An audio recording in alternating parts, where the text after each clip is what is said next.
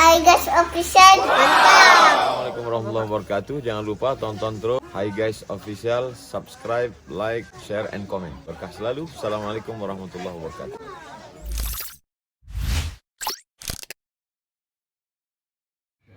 Assalamualaikum warahmatullahi wabarakatuh. Waalaikumsalam.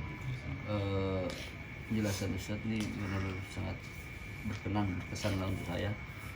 Tapi ada satu yang sangat mengganjal saya Ustadz. Selama ini saya berusaha untuk memang dekat dengan sahabat-sahabat soleh gitu, agar hati ini bisa tenang, terhindar daripada segala macam ya bisikan-bisikan atau goda-goda setan dalam diri sendiri.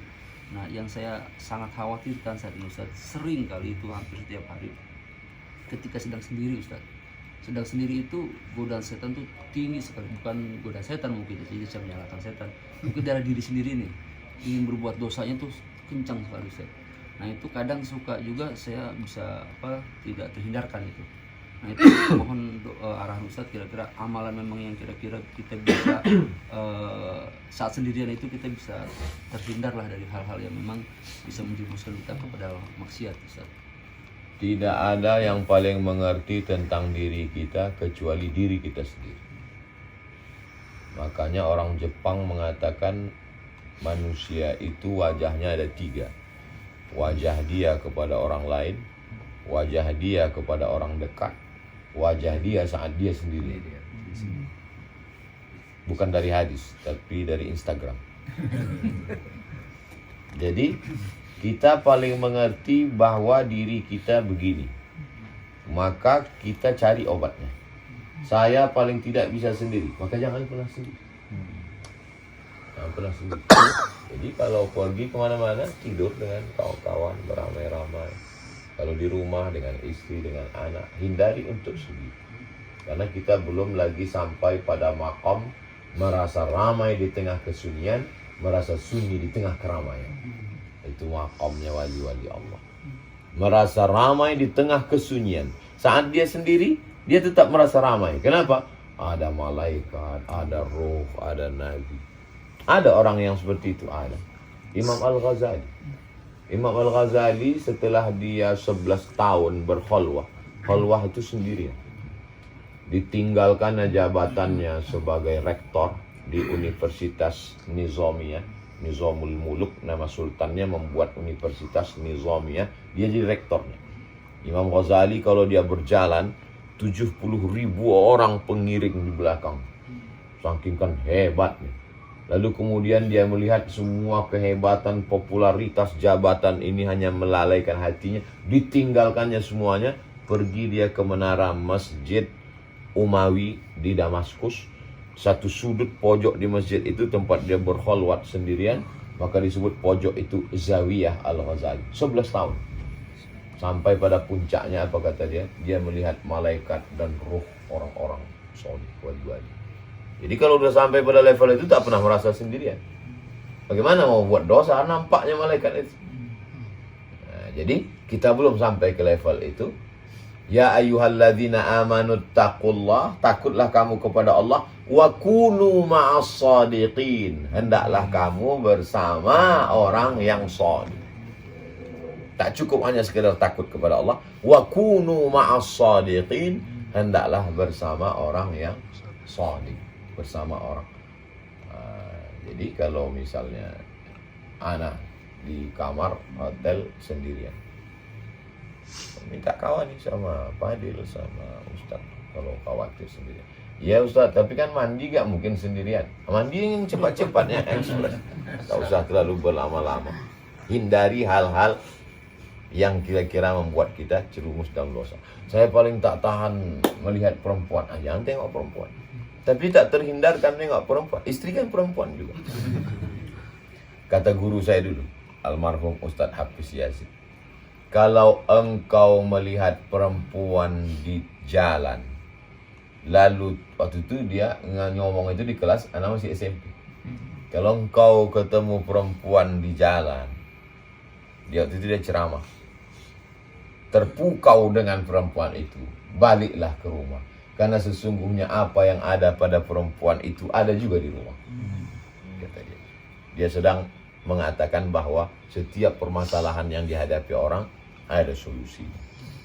bahwa setiap kita ini punya penyakit. Macam-macam penyakit orang. Ustaz Somad, saya ini tak bisa dekat dengan laki-laki. Padahal dia juga laki-laki. Berarti benar sebenarnya laki-laki. Itu lebih berat dari ujian kita. Ada orang yang macam itu. Berat ujian. Itu berat itu. Itu mesti pakai psikolog, psikiater.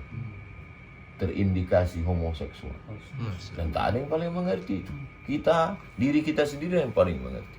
Nah, jadi kita obati diri kita. Ada usaha, ada ikhtiar, ada zikir, ada salawat, ada doa. Tapi kembali lagi, itu pun juga ujian dari Allah. Maka kita minta kepada dia, ya muqallibal qulub. Makanya kejahatan itu dibagi pada dua. Inna salata tanha 'anil fahsya. Faman hajja, siapa yang melaksanakan haji, awi antamara, fala rafasa, wala fusuqa, wala jidal. Ternyata ada 3. Tidak hanya sekedar fahsya dan mungkar, tapi ada rafasa, ada fusuk, ada jidal. 3. Rafasa, seksual. Fusuk, kejahatan non-seksual. Jidal, tidak seksual, tidak mungkar, bukan korupsi, tapi lisan. Jadi ada orang secara seksual dia soleh, setia kepada istri. Tidak homo, tidak kejahatan seksual. Secara mungkar juga dia tidak mungkar, tidak korupsi, tidak makan haram. Tapi lidahnya. Ada pula orang lidahnya santun, lembut, dan dia tidak korupsi, tapi kenanya di seksual. Ada pula orang seksualnya santun, baik, tidak nakal, tidak neko-neko, tidak macam. Lidahnya juga, tapi masalah duit. Jadi kita selalu ada 3. Kesempurnaan adalah tentu selamat 3-tiganya, seperti Nabi Muhammad SAW. Kejahatan seksual, kejahatan mungkar, kejahatan lisan. 3 ini kita usahakan mudah-mudahan selamat kita. Dijaga Allah, dijaga amal kita, dijaga ibadah kita, dijaga sholawat kita, dijaga oleh malaikat-malaikat sehingga dipalingkannya hati kita. Saya pribadi dalam beberapa hal setelah kejadian baru kita ternyata dijaga Allah. Kadang kita tak sadar dijaga Allah. Kenapa lah kita kemarin itu berat aja mau mendatangi undangan si Fulan ya. Bolak-balik, bahkan kita merasa berdosa dalam hati. Aku nih kayaknya pilih-pilih kawan ini. Kok bisa begini ini? Ternyata setelah kejadian, kita dijaga Allah ternyata. Jadi kita urus saja ini, kita selesaikan ini dengan diri kita. Insya Allah tidak mungkin Allah lalai. Tak mungkin Allah tak perhatikan kita. La ta'khudhuhu sinatun wala naum. Dan itu pun juga bagian dari ibadah. Walladzina jahadu fina, orang yang bermujahadah melawan hawa nafsunya untuk mendekatkan diri pada kami, lanahdiyannahum subulana. Maka dia akan.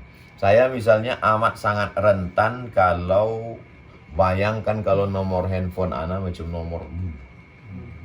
nomor ana yang di-share oleh Ustadz Adi Hidayat. Berapa banyak cewek-cewek yang aksesnya langsung ke ana.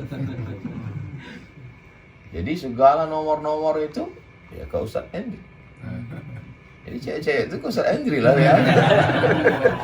Karena kamu. Jadi kita yang paling tahu, paling mengerti tentang ana. Lalu kemudian setelah menikah, handphone anak tuh passwordnya tahu. Anak handphone tak pernah pakai password. Sebelum menikah tak ada password. Cuman ternyata pas sedang ceramah, begitu dibuka, dia udah nelpon banyak. Rupanya handphone ini kalau tergesek-gesek, dia gesek sendiri dan miss call sendiri. Ini harus dipakaikan password. Anak tak pandai cara buat password. Anak kasih ke istri, coba buatkan password. Dengan itu menjaga diri kita. Supaya kalau tak mungkin saya akan WA orang macam-macam kan. Itu jadi kita sendirilah yang paling mengerti tentang diri kita. Dan kita sendiri juga yang tahu bagaimana langkah pencegahannya. Dan kita sendiri juga yang paling tahu bagaimana cara kita curang. Jadi tentu kehidupan anak tak sama dengan kehidupan Pak Haji, dengan kehidupan sahabat-sahabat. Jadi pahami sendiri. Itu yang tak ada dalam Quran, tak ada dalam hadis. Teknis prakteknya itu kita pahamkan sendiri dengan cara kita untuk lain padang, lain belalang, lain lubuk, lain ikannya, lain orang, lain masalahnya, tapi insya Allah substansinya tertangkap. Demikian, Allahu a'lam.